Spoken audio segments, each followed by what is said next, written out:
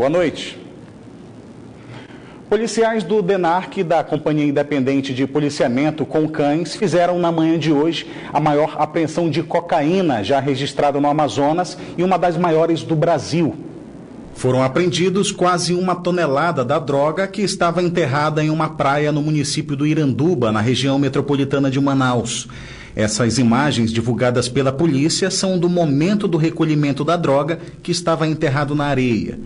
O material foi descarregado em Manaus, na sede do Pelotão Fluvial dos Bombeiros. Mais detalhes sobre essa ocorrência vão ser divulgadas nesta terça-feira pela Delegacia Geral da Polícia Civil do Amazonas. Quando chega o 13º salário, o trabalhador aproveita esse dinheiro extra para fazer as compras de fim de ano ou sanar dívidas. Esse é o cenário mais comum. Mas e se sobrar um pouquinho e der para investir? Qual a melhor opção hoje? O Band Cidade foi em busca dessa resposta e apresenta agora alternativas para começar 2018 com expectativa de lucros. A bolada extra ainda vai cair no bolso, mas a maioria dos trabalhadores está ansiosa para aproveitar o 13º. Paga a dívida, né? Paga a dívida? É. Final de ano tá chegando, né? Dar presente, essas coisas assim que a gente faz final de ano, né? Acho que é mais isso o brasileiro faz, né? As dívidas, que é o principal. Esse salário a mais ajuda e muito na hora do aperto. Alguns fazem aquela compra de fim de ano.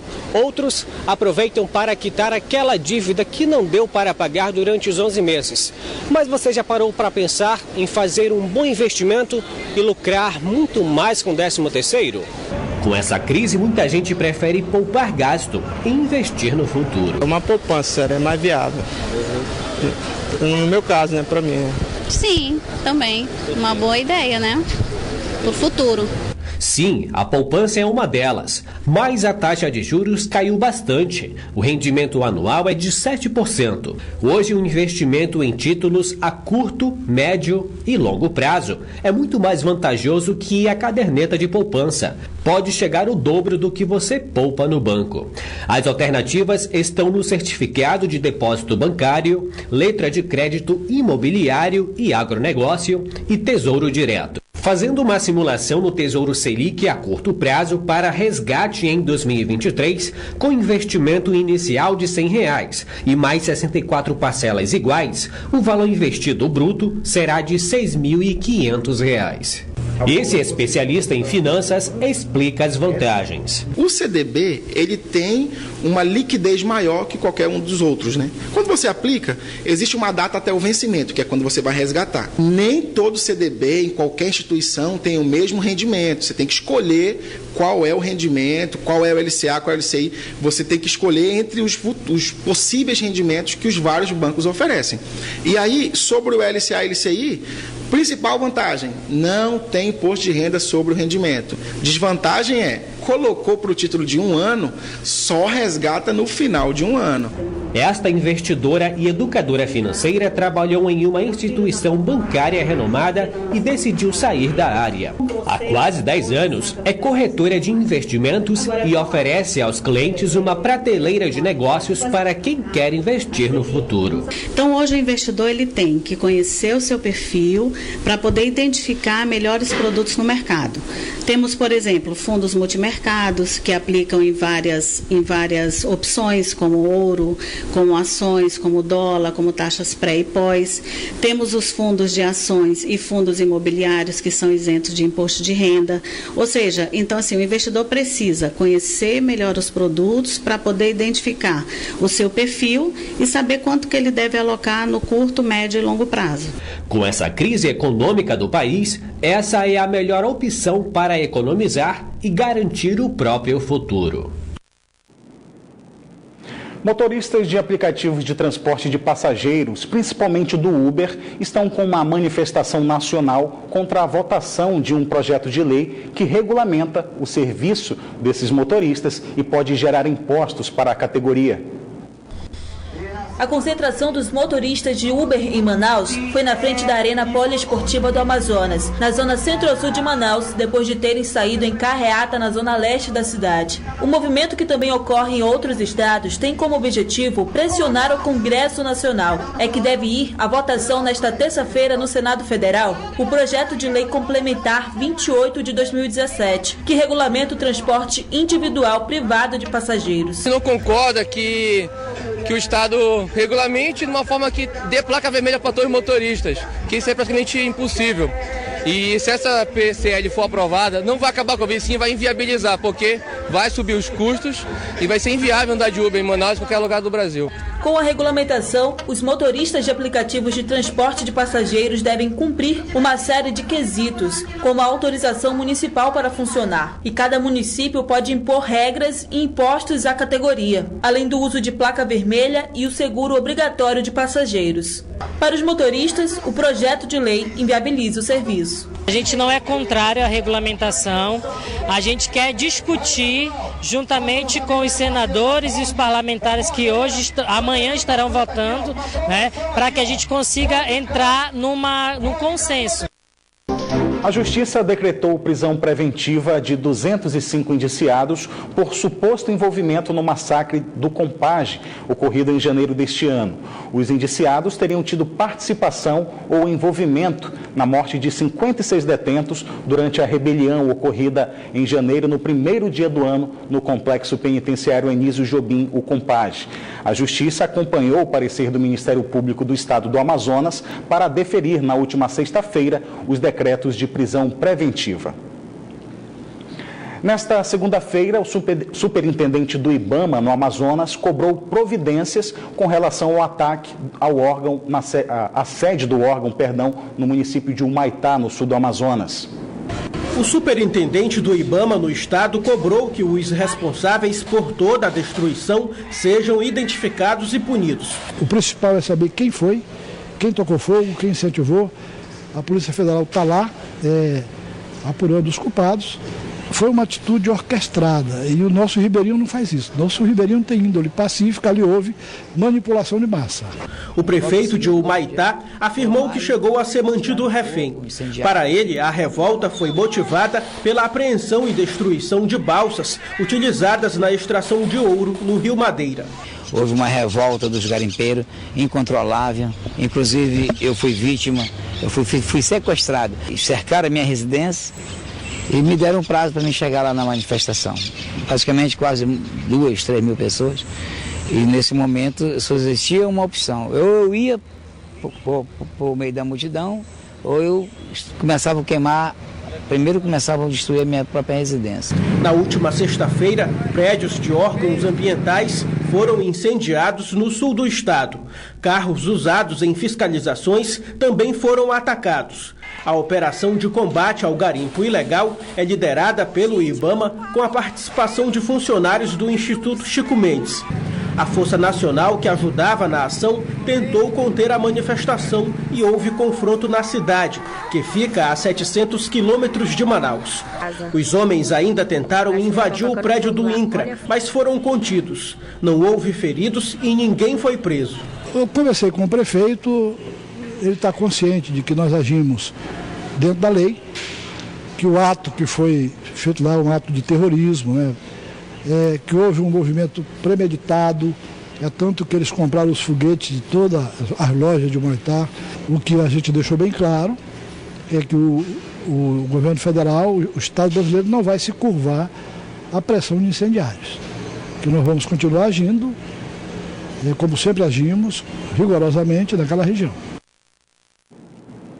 A chuva desta segunda-feira em Manaus deixou um rastro de destruição e assustou alguns moradores por conta da ocorrência de granizo.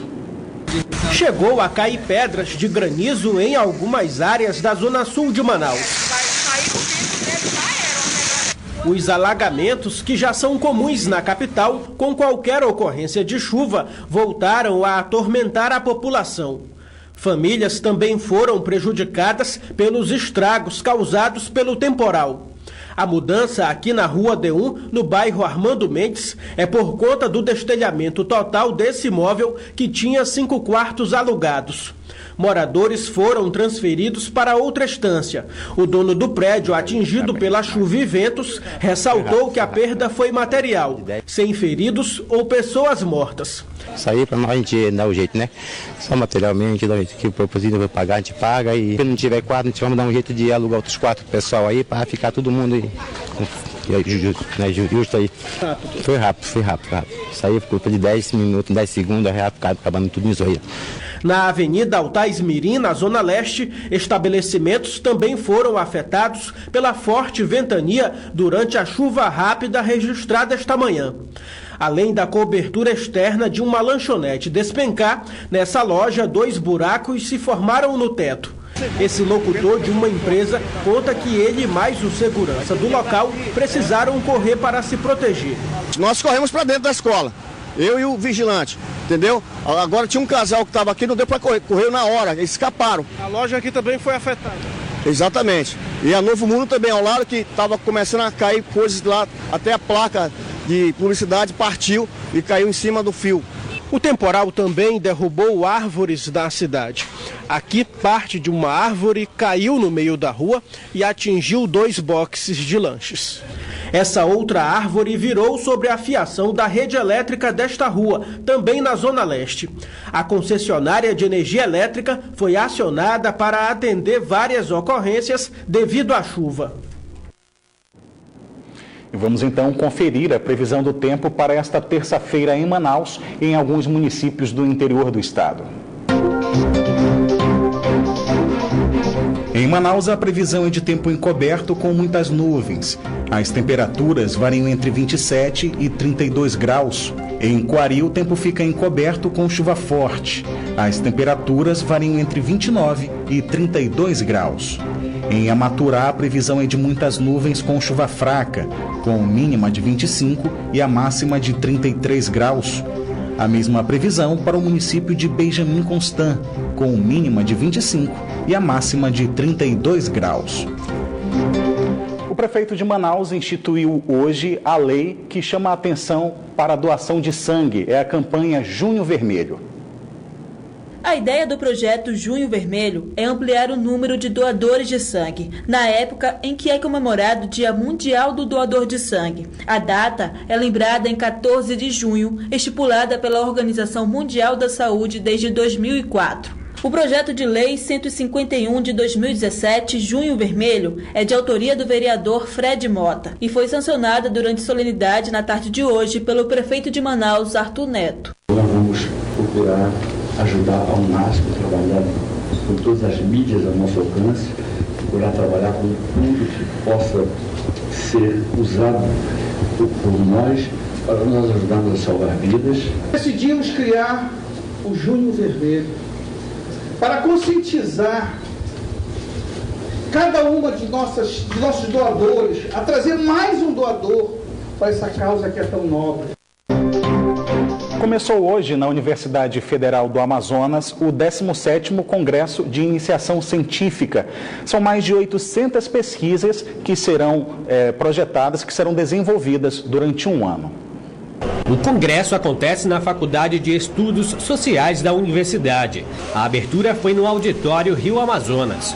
Mais de 800 trabalhos de alunos foram inscritos e terão apoio de professores orientadores no decorrer de um ano. Não só para o FAM, o Congresso de Iniciação Científica tem uma vital importância do ponto de vista de desenvolvimento dos nossos alunos, dos nossos graduandos.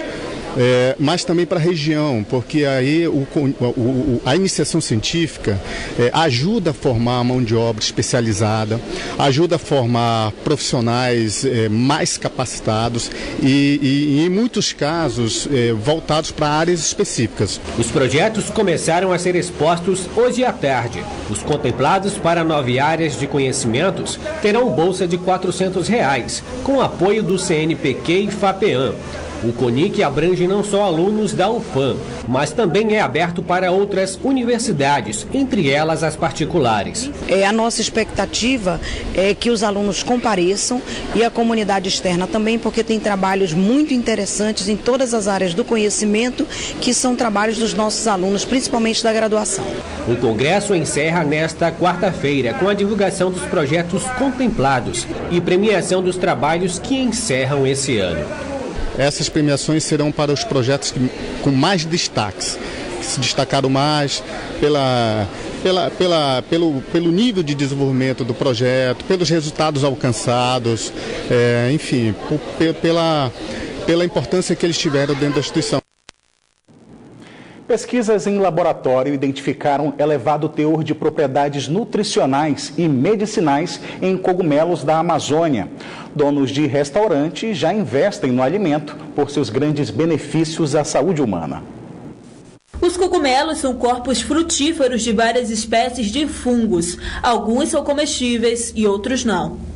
As propriedades nutricionais e medicinais dos cogumelos da Amazônia, estudados aqui no setor de fungos do INPA, apresentaram um elevado teor de proteína, o que traz muitos benefícios para quem consome. Você consumir dentro da sua dieta é uma coisa salutar. Muitos têm propriedade antioxidante, ele previne, ele vai amenizar esse teu envelhecimento, porque eles têm atividade antioxidante, né? A proteína dele é uma proteína saudável. Para a pesquisa em laboratório, foi preciso analisar o tempo de frutificação do cogumelo. Eles são produzidos com resíduos de serragem e suplemento, e logo são inseridos em uma câmara de cultivo climatizada, onde as luzes artificiais e a temperatura criam um ambiente ideal para a frutificação do cogumelo. O estudo levou em conta o aumento de consumo de cogumelos em diversos países, principalmente no Brasil. O objetivo é extrair a molécula bioativa, as propriedades do alimento e conhecer a enzima que o fungo libera no organismo. Exatamente a importância dessa informação.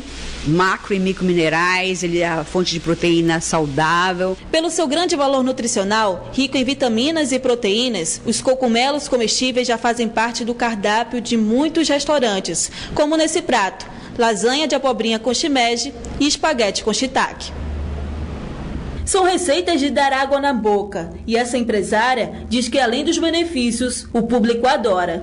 Tem pessoas que, quando a gente faz, gostam muito de risoto, né? Quando a gente faz risoto de shimeji, já vem todo mundo aqui. Tem risoto, né? Então, sim, eles gostam muito. O cogumelo é um prato que é bem diversificado e é amado por todos. São poucas as pessoas que não gostam do cogumelo. O Band Cidade fica por aqui, mas continua na internet, onde você pode acompanhar outras notícias nas redes sociais, Facebook e Twitter da Band Amazonas. E para rever nossas reportagens, acesse o canal da Band Amazonas no site youtube.com. Você também pode enviar sugestão de reportagens para o nosso WhatsApp. O número é o 99205-1478. Fique agora com as principais notícias do dia no Brasil e no mundo com o Jornal da Band. Uma boa noite para você e até amanhã.